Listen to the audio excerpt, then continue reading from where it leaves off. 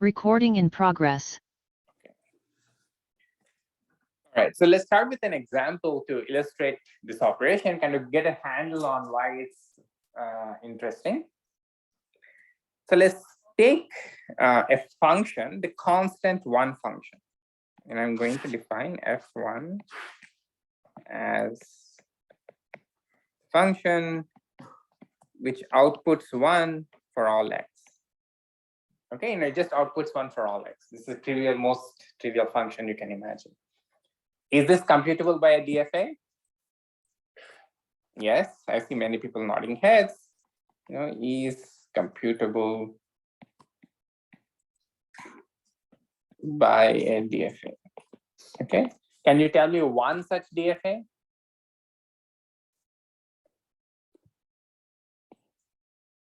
Well, I can just take a single state DFA, right? This is my DFA.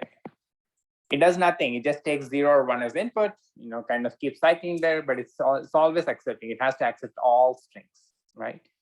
It's the easiest DFA that you can imagine, a single node one, and it accepts everything. Okay. Now let me define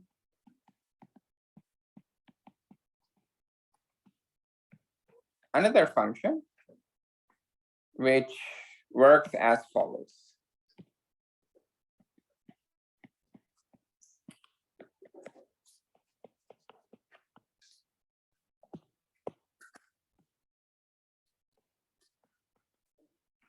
A function which outputs 1 if x starts with 1 and has length exactly 3. Okay, and this maybe 0 otherwise. Actually, let me make it 4 to just make it a little clearer. Okay, the function will just outputs 1 on all strings when they have length exactly 4, and we start with the letter 1. Okay, is this computable by a DFA? Is f2 computable by a DFA? What do you think? Yes? Okay, tell me a DFA that can compute it. Well, we said we're always going to imagine ourselves as a DFA and think about what we need to remember to make this happen, right? So what should you do when you see a 1 or a 0? How are you going to define a DFA? Any suggestions? If you see a 0, you go to the dead state. Okay. If you see a 0, you go to a dead state.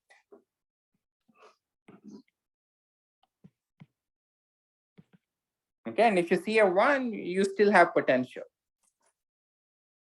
Okay, so let me call that state number 1.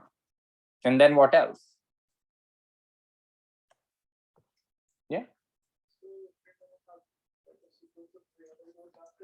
Okay. And if there's like the outgoing edge from that last one, we'll just go back to the dead state because if you surpass that 4, then you're done. Exactly, right? So if you read more than 4 bits, then your string is of length more than 4, so you should just go to the dead state. And what should the accepting state be? 4. Okay, so if you see any string which starts with a 0, it just aborts, kind of says, okay, now you're dead. So the dead state should also have this 0 and 1. Okay, whereas if you see 1 and then maybe exactly 3 other bits, then you're being accepted. All right. We have 2 simple languages, and now let me ask a question.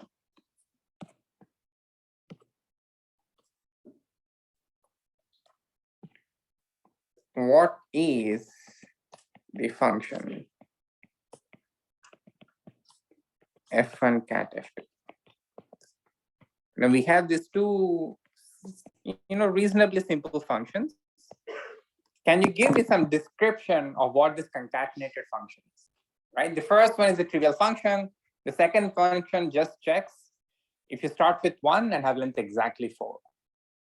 Any guesses? Yeah? It's any bit string that ends with 1, 0, 0. It doesn't have to exactly end with 1000, right? It could have other things in the end too. Yeah? Yeah, exactly. It's kind of close to what you're saying, but it doesn't have to just be 0, 0, 0, right? Because even if I have 1, 1, 1, you're still fine. Okay? So answer.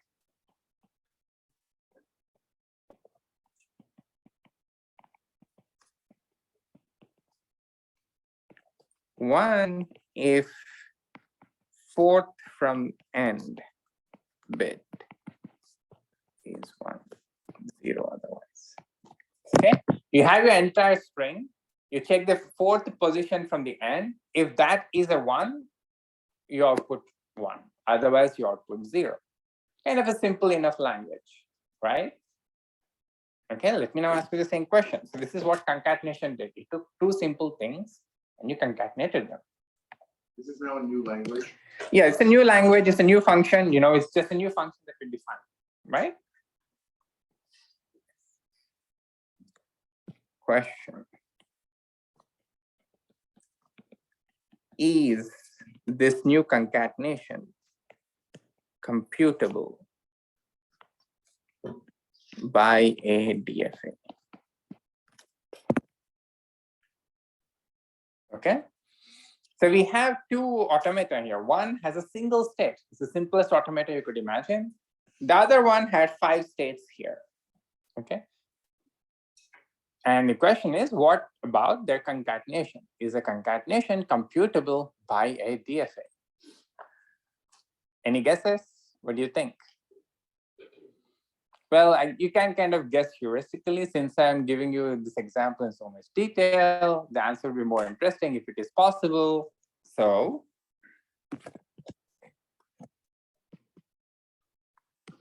we will see that, yes, F1 cat F2 is indeed computable by DFA. Okay, but the answer is, I mean, for this one specific question, you could maybe do it without too much buildup, but we are actually going to do something much, much stronger. Okay, we're going to show that the concatenation of any two languages is actually computable by a DFA. And the way we'll do it, we'll introduce one of the most important concepts within theoretical computer science, which is non-determinism. Okay. And just to emphasize the non-triviality of this construction, let me say that this is not something we are going to prove at all in this class. Remark. The smallest DFA for above has 16 states. Okay, the smallest one actually has 16 states. And if instead of 4 here, if I had asked for the 10th bit from the end being 1, okay, then the smallest DFA for that has 1024 states. Okay. Again, that's just to show the power of what we're doing. We're not going to construct it at all, but we'll see a general way to do it. Okay.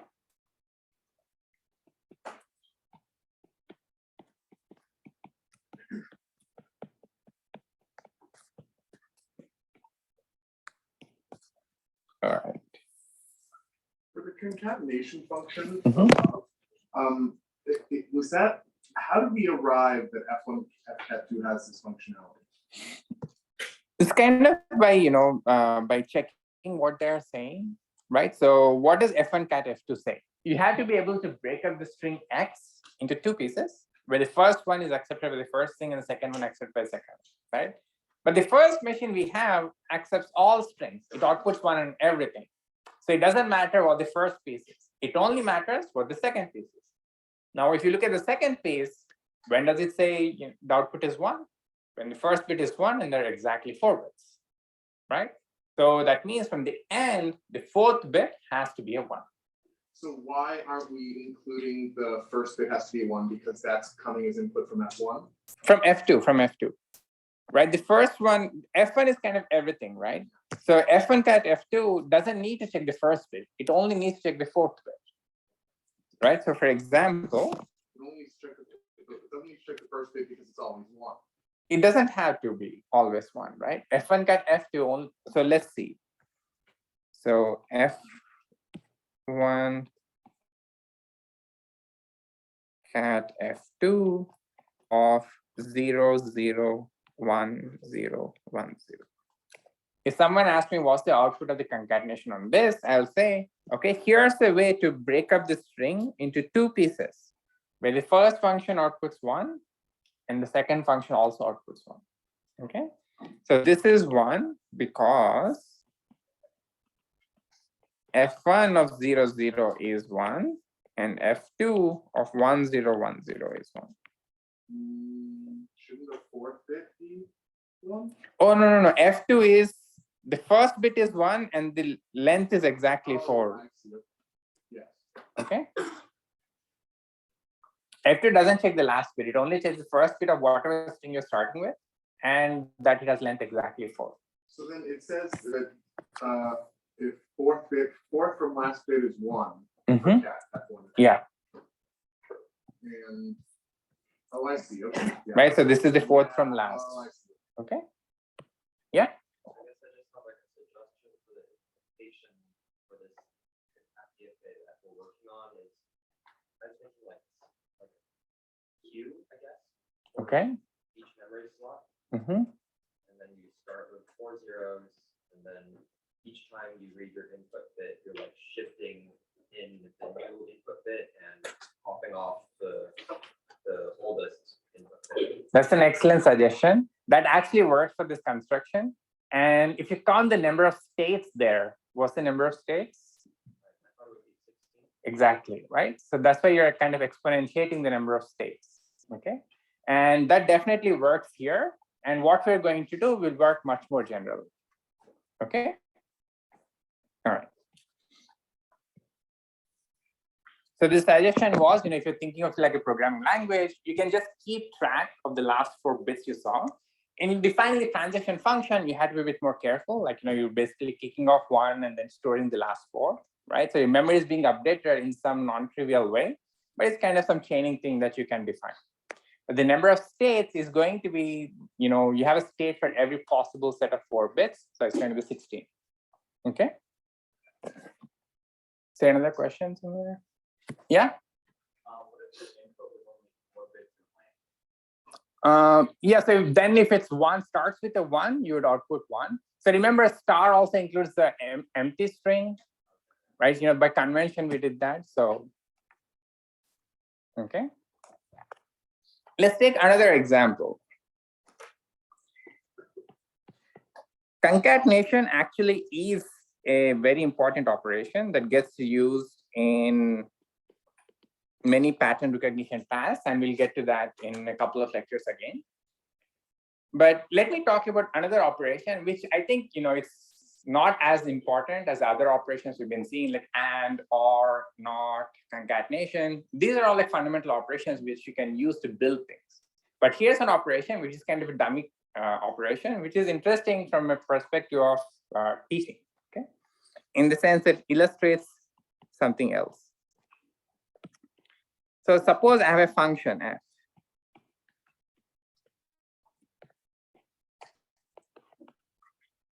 Then I'm going to call, maybe let me say f reverse. Okay, I'm going to define a new function, which is the reverse. And what does it do? It takes an input and does what f does, but on the reverse of x.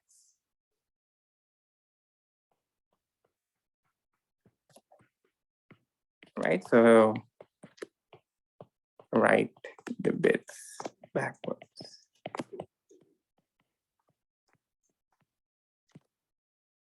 Okay. Does it make sense? Again, it's kind of a simple enough function, a simple enough operation. Give me any function. Now I'm kind of looking at everything backwards. I'll just reverse my input and then compute it.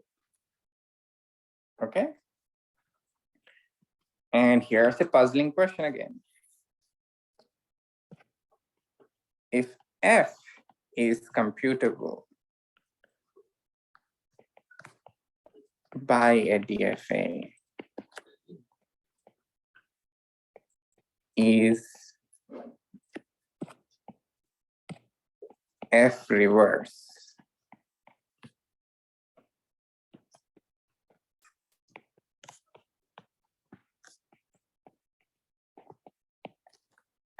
computable by a DFA?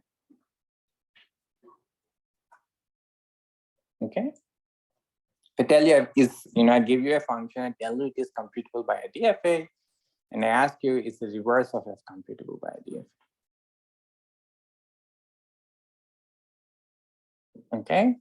Now this seems quite tricky again, right?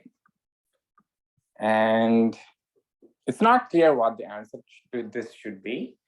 And we'll see the answer to this in a few lectures. Okay, in maybe this lecture or at least by the end of next lecture. Okay. And intuitively, this seems kind of very puzzling, right? We've always viewed automata as something very simple. They take a single pass of the input from left to right with constant memory. But when you think of reverse, they had to do something backwards, right? If you're only taking a single pass and you have constant memory, how can you access the last bit? How can you access the last but one bit, and so on, right? It seems exactly the opposite of what an automata is supposed to do. It's accessing from left to right with constant memory. But when you're talking about reverse, it's doing the exact opposite, right? It's kind of accessing the last bit and so on. So why is this, should this even be possible or not? We'll talk about that. Okay. Any questions?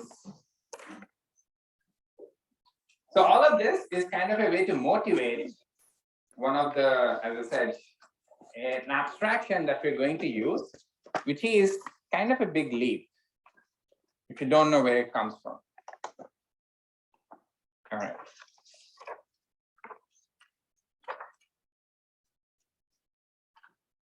Okay.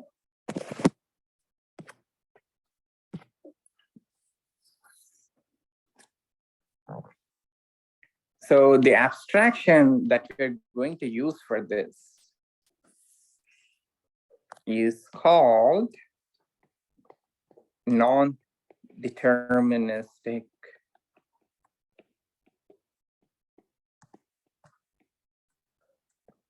finite automata, or NFA for short. Okay.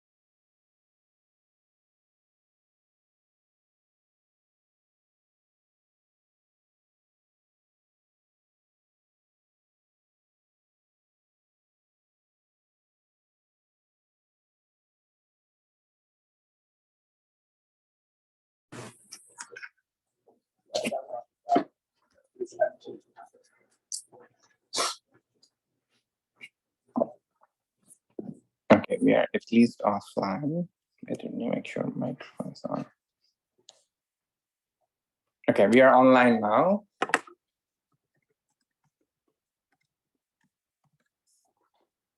If it works here, it's better. Okay, so I'm going to draw a picture and then try and see what that picture means. Okay, I'm going to call it N1. It's going to be like a DFA with 4 states.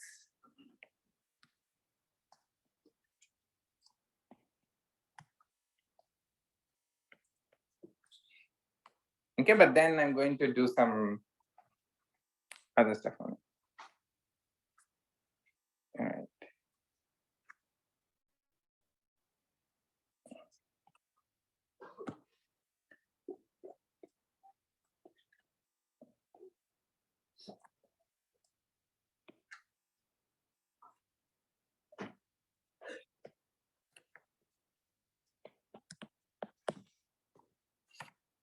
Okay, so this is what a DFA is, except there are some missing arcs, right? There is no edge marked 1 out here, and there's no edge marked 0 out here, right?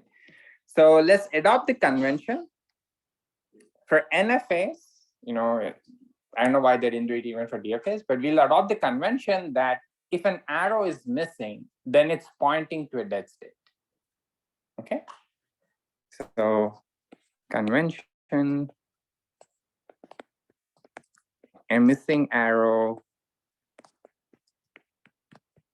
equivalent to pointing to a dead state. Okay, and maybe let me do it in 2 steps. Okay, first I'll introduce one abstraction and then the other.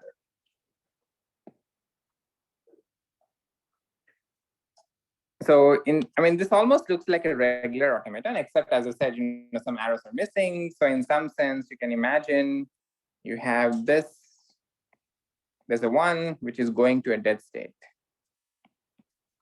right? And there's a 0 which is going to a dead state, right? And there is a 0, 1 from here which is going to a dead state. Yeah. Dead state means it is a rejected, like the output is 0. It's never part of the set of accepting states. Okay, it's just like to minimize drawing all of these arrows. Okay, right? But as I said, we're not going to draw them. So imagine we don't have them. All right.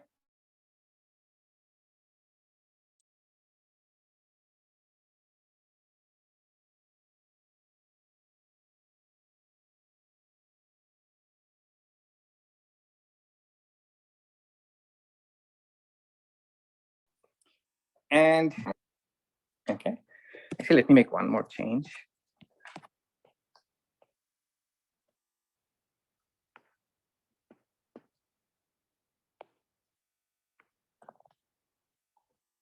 Okay, this is kind of simple enough.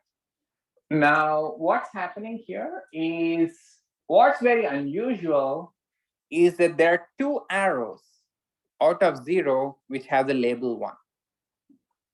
Okay, which is kind of confusing, right? Because if you're a DFA, we said you read a bit, you are at some state, you read a bit, then it tells you what state to jump to. But now you have 2 states that are marked as where you can jump to. What do you do? -3 have 0, 1 coming off as dead state. Oh, sorry. Thanks. This should only be a 0. Thank you. And this should be 0, 1. Okay, but we're not going to draw the dead things from now on. Okay. All right. So an NFA is like a DFA, except we can have multiple edges, multiple outgoing edges.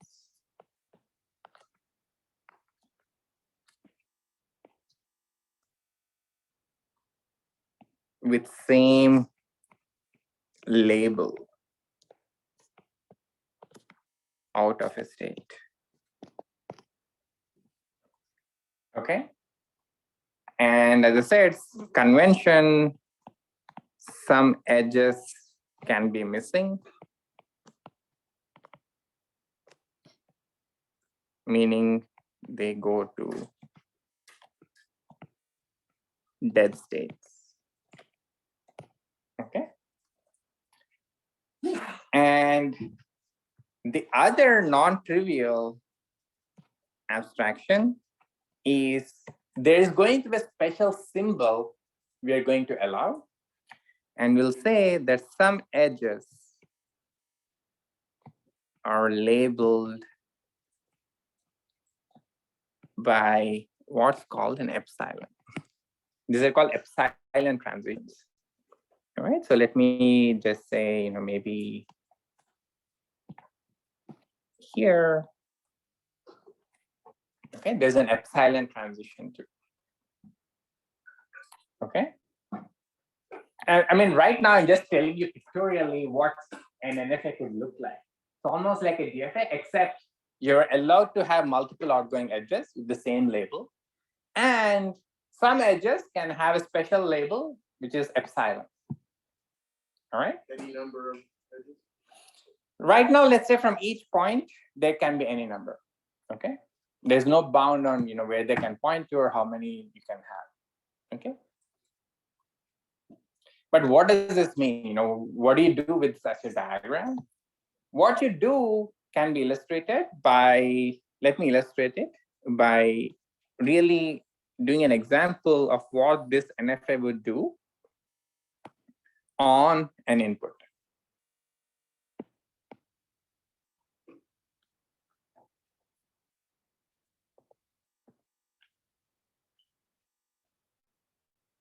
Okay, so this is our diagram.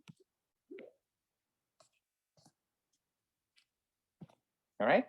Now let's see what does N1 do on input. Maybe the input is 1, 1, 1, 0. Okay. So suppose this is my input. 1, 1, 0, 1, 0. Let me tell you what happens in this NFA, right? So you start out at the state 0 as usual. Okay. And you read the bit 1. Maybe let me do starting with 0. So I read the bit 0. Well, if I read 0 and I'm at 0, there's only a single arrow which tells me to jump to 0. So I just go to 0.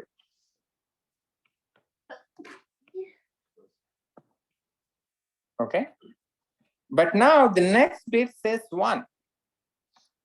So what do I do on a 1? There are two options. Okay. Here's where the multiverse comes in. Imagine you're taking both options, but in parallel universes.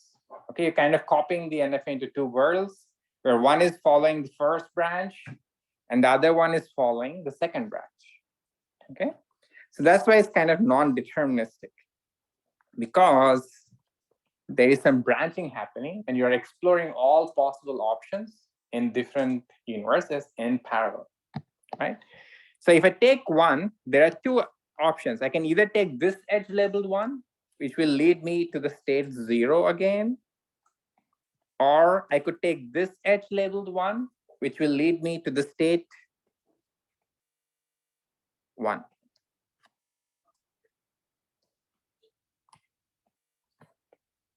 Okay, so I read the bit 0, I read the bit 1, I have two universes now. Okay, and now comes the other twist, which is that I have this epsilon transition. What epsilon transition means is you get to make that jump for free. Okay, you should think of it as like an instantaneous or spontaneous split into two parallel universes. All right. So from here, there is an epsilon or spontaneous split, meaning even without any input.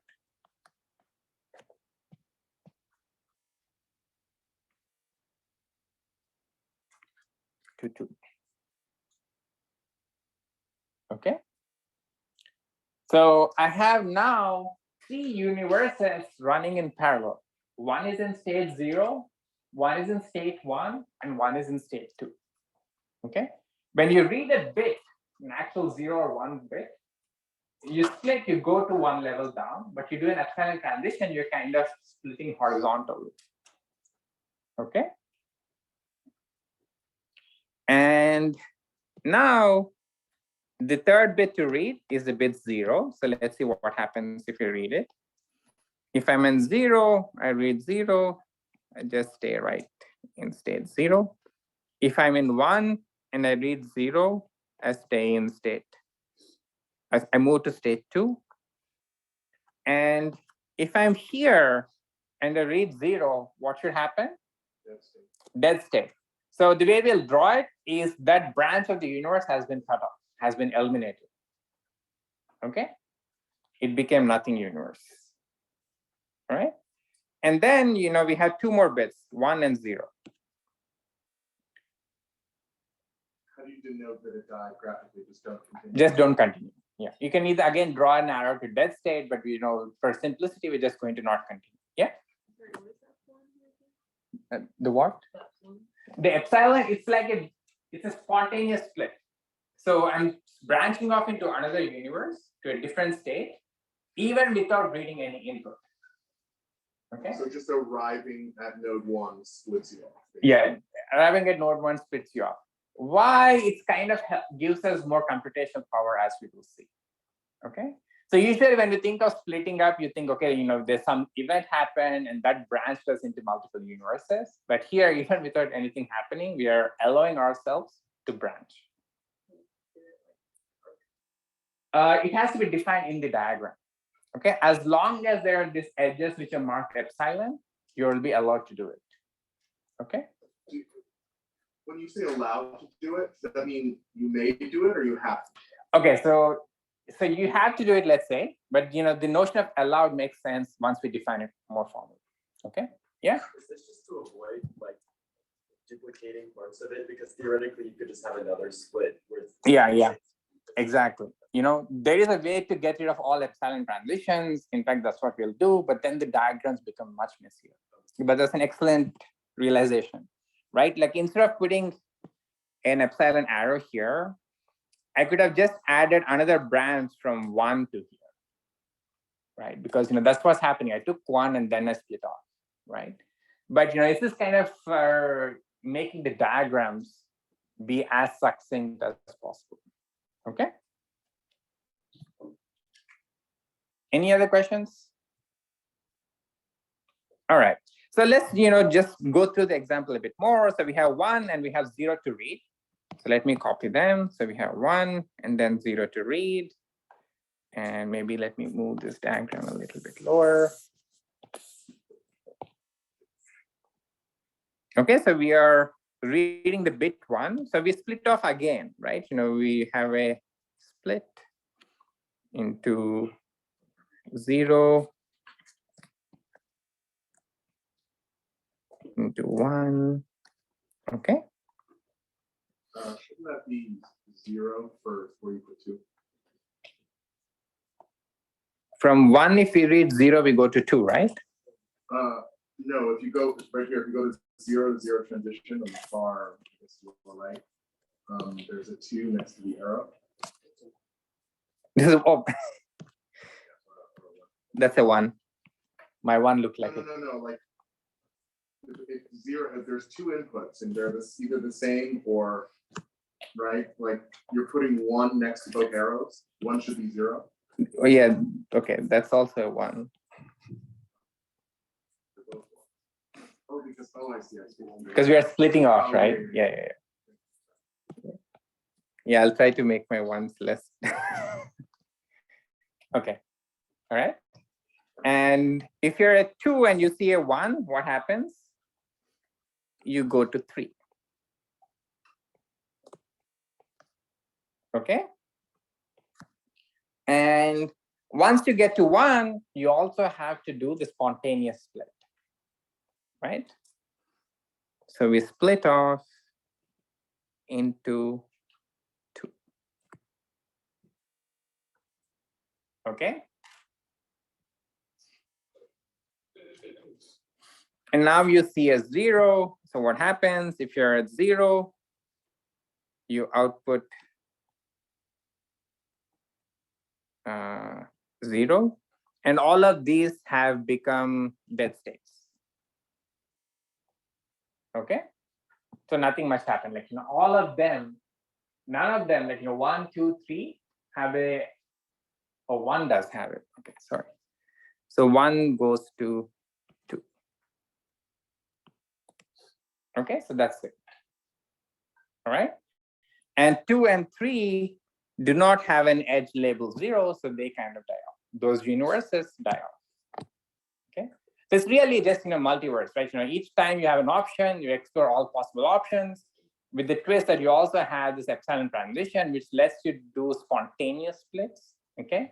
And as I say, it's kind of a way to make diagrams succinct. Okay. So this is what happened. But what do you do with this? What's the function computer? What are you outputting? Right. And so you output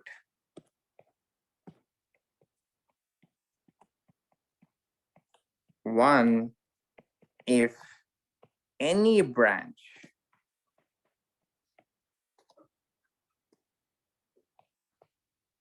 has a state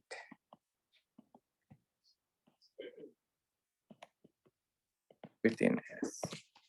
Okay, so you still have the set S, right? The state 4, which is the accepting state.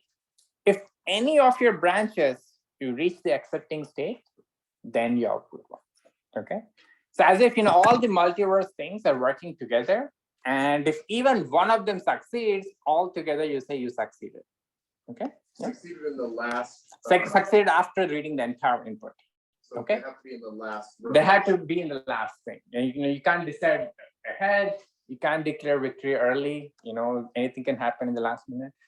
So you had to wait till the very end. No plot twists. Okay. You output 1 if any branch has a state within S at the last, let me say, after the last bit is read. Okay, else you output 0. Okay. Any questions? Okay, so what does this tell me about, I call this function, this NFA N1, right? So what does this tell me about N1 of, so this means that N1 of the input 0, 1, 0, 1, 0 is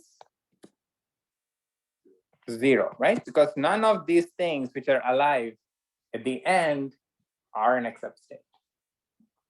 Okay? Yeah? What do you do with like the epsilon of the branches if you It's a good question. So let's say that an epsilon arrow doesn't point to itself. Okay. All right. It's a good question. And the way we'll do it is just that the epsilon arrow doesn't point to itself. What about like level 1? Then you do branch. Like here, for instance, the one was pointing to 0, but you're still kind of splitting off. It doesn't cause a loop because you're at least reading a single bit. It's only when you spontaneously keep branching again and again, you might kind of blow up uncontrollably. But here, the bit 1 takes you back to 0 and to the next state 1, right? So that is allowed. But you can't have an epsilon arrow pointing to itself. Okay, that's a good question. Yeah? Do we read this from left to right or right to left? Left to right. Left to right. Okay. Any other questions? Okay, so let's, let me walk through the same automaton, but on a slightly different input, just to kind of get the hang of it. And then we'll define it formally, right? So we have the same N1. And I want to copy everything as much as possible. So let me do this. Oh.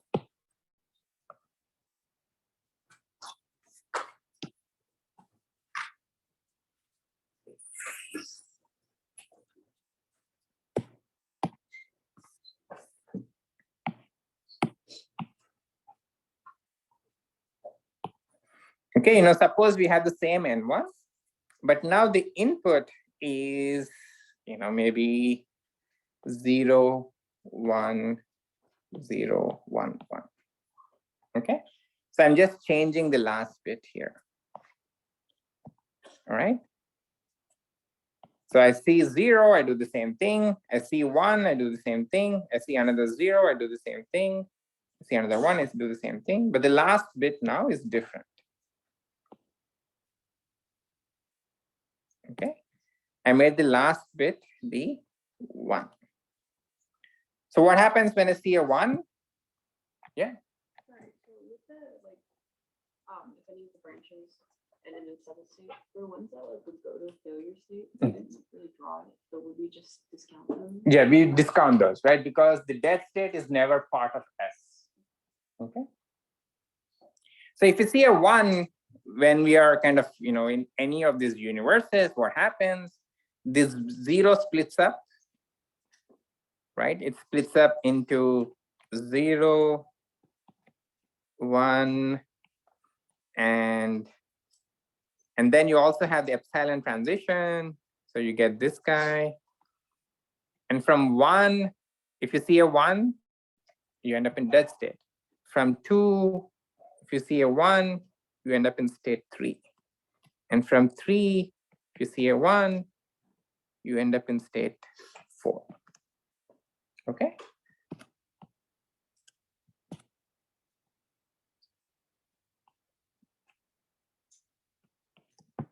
Okay, so on reading the input, maybe let me write it here. These are the last states. Right, so we have 5 branches of the universe. The first was in state 0, the second one is in state 1, third one is state 2, state 3, and state 4. Okay, yeah. So far, we've only defined S as like one of these. Could it be that S requires all 5 nodes at the bottom? That's a good question. We'll get to that in a little bit. But right now, we're sticking to this definition that is only one of the states. In fact, that's an excellent question. Like, why only one? Why should it require you to succeed only in one of these things? It's as if I say, okay, you have 3 exams, you only need to succeed in one of them. Like that, wouldn't you? Right? But no, this is an easier world, at least, where you only need to succeed in one of the branches. All right. And what happens here? If you do it on the input 0, 1, 0, 1, 1. Okay, I kind of copied all the other computation, but the one that changed was this guy. Right? So we have these states that we are at. And what should the output be now? 1, right? Because one of these states that we ended up in, one of the branches led us to an accept state. Okay, so we end up with 1. Okay, yeah. Whenever we reach a state like 1 where we have an epsilon, is that epsilon split considered on the same level as reaching 1, like the same step? Same step. Okay. Yeah, I mean, again, like, there's some conventions, like, you can decide to draw them one above, one below, but let's say we draw it at the same level. So whenever the next, because the next input was 1 after that 0, then they has reached the 1, or sorry. So like here, for instance, we did the step and then we took the spontaneous split and then we read the bit again. Okay, so at the same instant. Okay. All right. There's some flexibility with these conventions, but I think let's just stick to this one because it's kind of natural. All right. Okay. So that's an example of what an NFA is. So intuitively, the main thing to keep in mind is your world kind of keeps branching out, right? You have this chart and you read a bit, you branch out into, maybe state 5 and state 7, you read x0. And then you read something like x1. Maybe you go to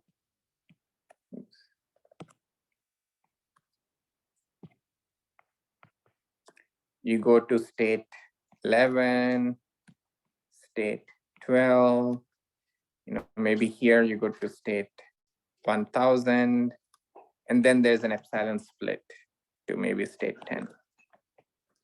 Okay, so you keep kind of doing these branches all in parallel, and at the end, you end up with a set of states right here.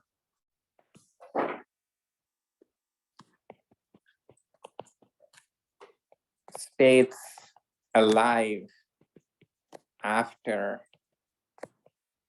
reading entire input. Okay, and we decide what to do based on this.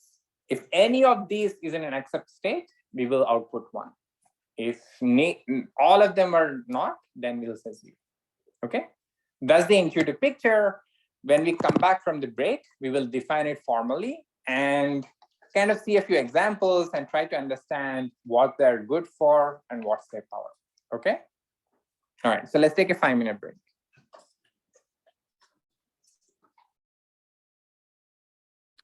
Okay, so let me now define NFS formally.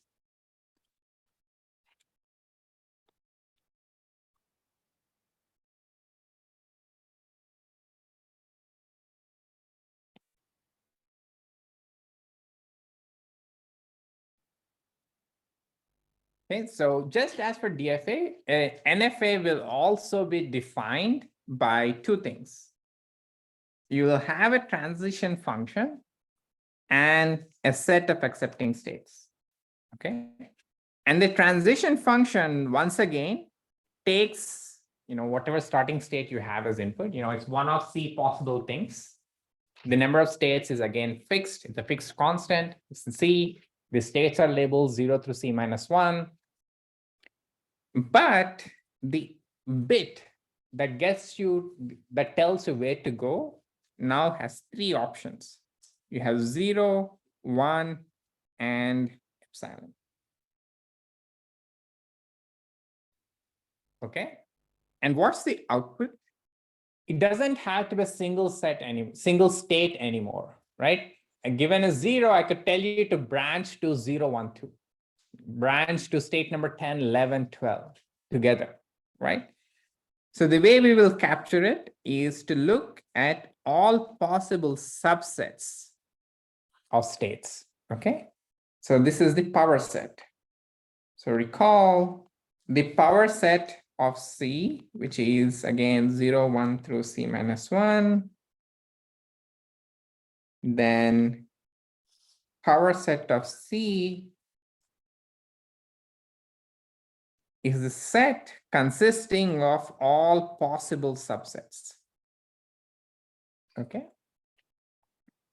So for instance, you just take all possible subsets of 0, 1 through C minus 1, and they would be elements here. Okay. And the transition function can point you to any one of these subsets. Okay, that's the main switch. Along with this epsilon, of course, you have the switch that you're not pointing to a single state, but possibly multiple states. Okay. And implicit in here is that the power set contains the empty set. Okay. An empty set is our shorthand for dead state. You're pointing to a dead state, like you're going nowhere. Your universe is being cut off. Okay.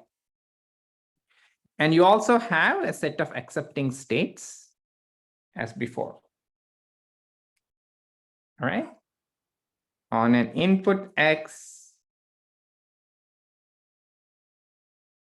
you do the same thing as we've been defining. 1, if on any branch,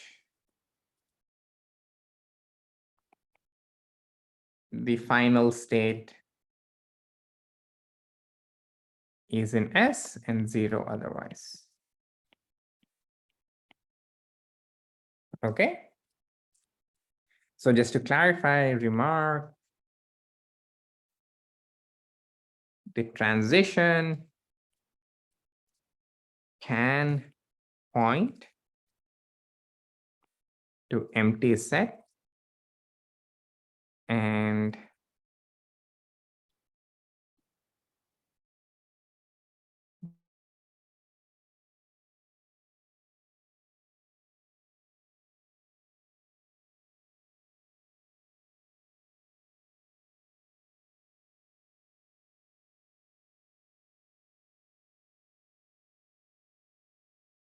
to explain all of them in parallel. If you see an epsilon, you kind of create a spontaneous split and so on.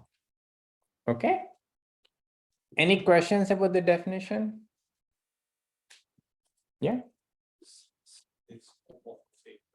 Yeah, C is all possible states. Yeah.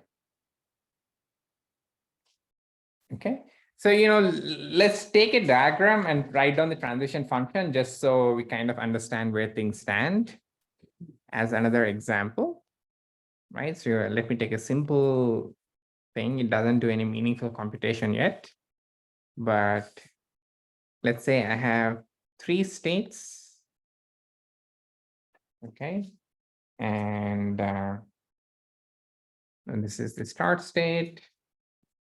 Maybe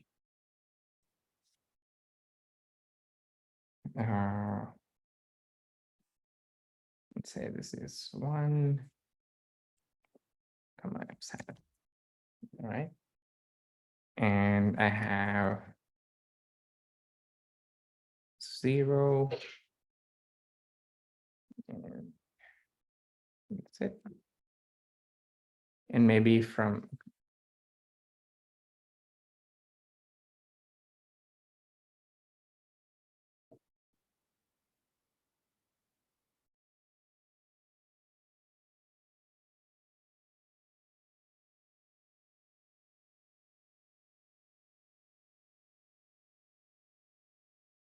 okay.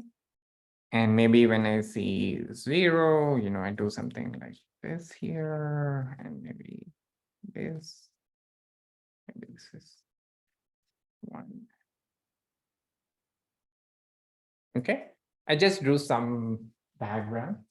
And the unusual things, of course, are this epsilon arrow, and we have these double arrows, right? This has 2 things here, 2 things here. Okay. So these are the ones which will cause us to branch, right? And if I were to write down the transition function for this, I have to also tell you what the accepting states are. Maybe this is the accepting state. I could have multiple accepting states just as before, right? So S is 1, 2, and C is 3. What is the transition function?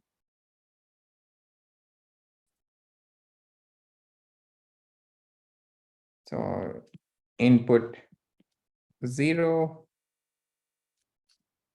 So what do I see when I see 0? What do I see when I see 1? What do I do when I see epsilon? Okay, I have to tell you all of those things. Right? This is state 0, state 1, state 2. Okay, if I'm in state 0 and I see 0, what happened? You went to the dead state, meaning you have the empty set, right? So T of state 0 and bit 0 is the empty set. Okay. And when you see 1, you went to just 1. When you see epsilon, you went to 1. Okay. So T of 0, 1 is the set 1. T of 0, epsilon is the set 1. All right. And when you're in 1 and you see a 0, you just have the state 0. Okay.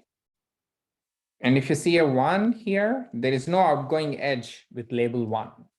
Okay, so that's again another dead branch. So you just go to the empty set, right? And same for epsilon here. So T of 1 comma 0 is the set 0. T of 1 comma 1 is the empty set. T of 1 comma epsilon is the empty set. All right. When you're in state 2 and you see a 0, you have two options, right? So you go to 1 comma 2. When you see 1, you have two options, 0 comma 1. You see epsilon, the branch is cut off. Okay. Does this make sense? So the transition functions tell you exactly what branches to explore. All right. Yeah. There's no epsilon at state 1. So does that, are we using the empty state to denote that? There's no epsilon. Like, it's basically, yeah, you can, the way we're defining it, for every state, you have to specify what epsilon is. Like, you can say when it's not shown, that means you're not, it's just a dead state. Okay. It's kind of consistent with our notation that if an arrow is not present, that means that's pointing to a dead state or that universe is being cut off. Okay. And let me also say as a remark,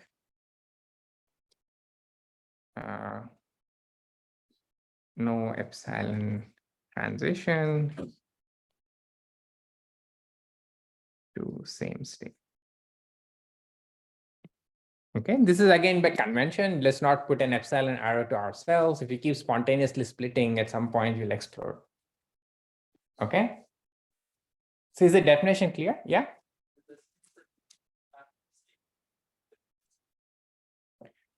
Is there no path? It could be, you're right. So yeah, this is just a diagram that I was drawing, right? But that's a good observation. There's no path to 2. You could potentially remove it if you wanted. It wouldn't change the computation, but the diagram is what that is. Okay. Any other questions? Okay. So I mean, it seems like you're defined this some multiverse, whatever. It seems like it's doing something, but not clear what it's good for, right? As they keep telling, we should always ask us what is it good for. In fact, someone in the break asked me, okay, DFS are something fairly natural. You see them in day-to-day life, traffic lights, elevators. These are all really deterministic finite automaton. These are controllers which are explicitly modeled based on a DFA. But NFA seems something completely unrealistic. Again, there's no computer or anything like that which can do something like this. You don't keep exploding your potential paths, right? So why are we defining it? So before why, let's see what they're good for.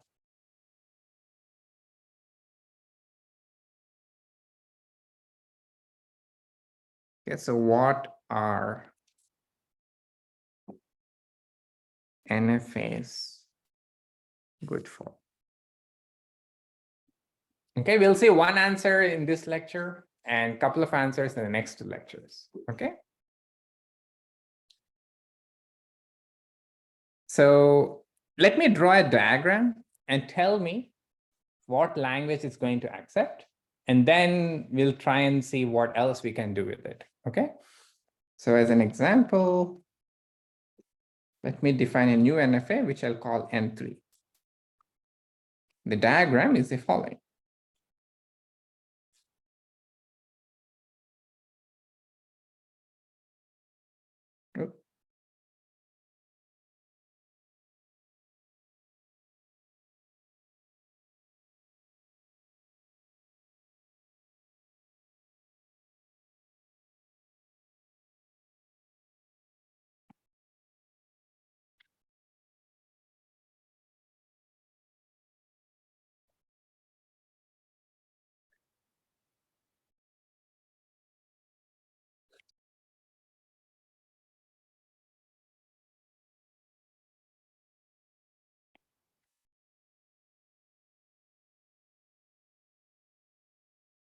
Okay, this is a NFA.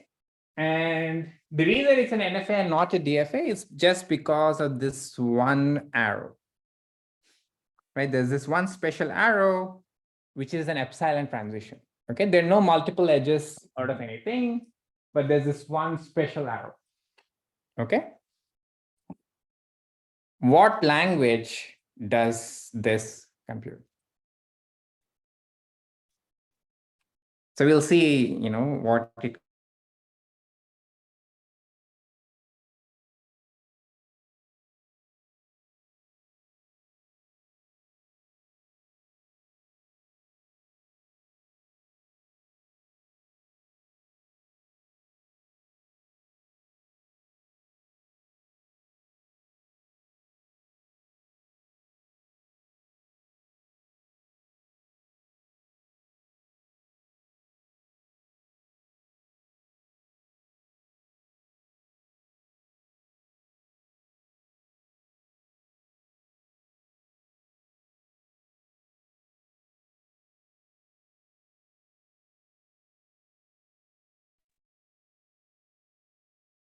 Recording in progress.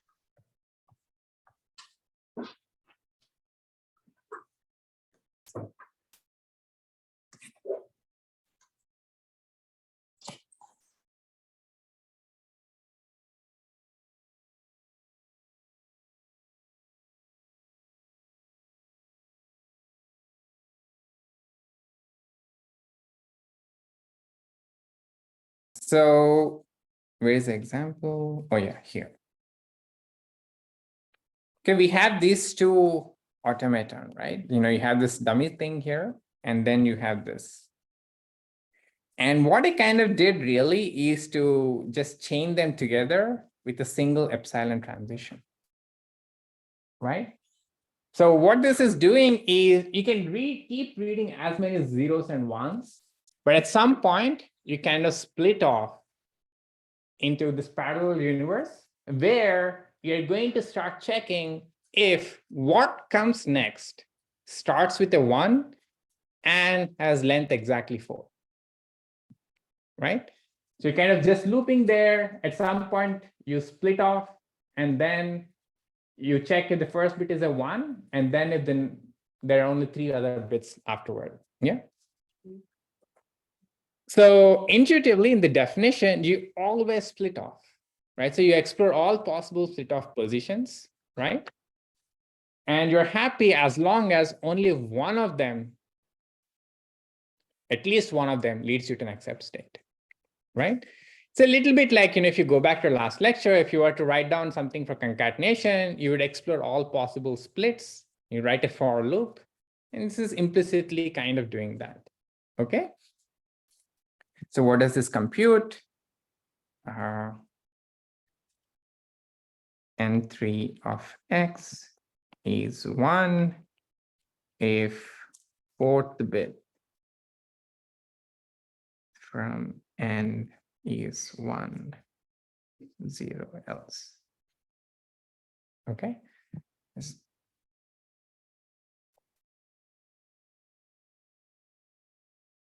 More generally, suppose we have F1 computable by a DFA D1, F2 computable